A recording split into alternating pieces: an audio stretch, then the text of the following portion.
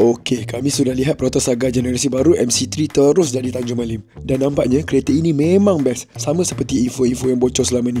Pertama sekali, estetik kereta ini seakan sama tapi jauh lebih moden. Bahagian dalam pun begitu. Sebenarnya skrin besar tu pun ngam dan ada sentuhan matte. Satu benda yang kami perasan ialah bunyi buka tutup pintu kereta ini rasa solid, tak dijangka untuk segmen A. Proton juga dah baiki sudut sandar dan ketinggian kursi belakang supaya lebih mudah untuk penumpang lihat keluar. Kaki pun dah tak rasa congkek ke atas macam duduk atas bangku. Apapun, paling ketara adalah bab teknikal. Contohnya, steering dah pakai EPS. Hasilnya, jimat tenaga lebih ringan untuk dipulas dan menyokong ciri adas. Cumanya, kalau nak belasah kona, memang akan rasa terlebih ringan.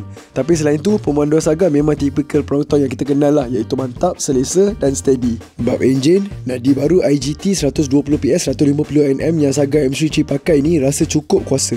Bahkan angka paling bertenaga lah untuk kategori 1.5 liter NA dalam sejarah pasaran kita. Cumanya, varian paling atas premium pakai kotak gear CVT, bukan 480 seperti varian eksekutif dan standard. Dan malangnya, ia tetap rasa terpisah, terlebih rev, bising dan berdengung. Mengikut Proton, mereka terus menawarkan CVT Punch ni sebab penyematan petrol dapat bawah 5 liter per 100 km, iaitu serendah 4.9 liter. Manakala 480 telah 5.1 liter. Proton pula menawarkan gearbox ini pada varian premium di atas logik cost service-nya, di mana ia sedikit mahal berbanding 480. Masalahnya, varian premium jugalah yang ada ciri eksklusif seperti ADAS dan nyalaan bar lampu belakang yang menyala tu.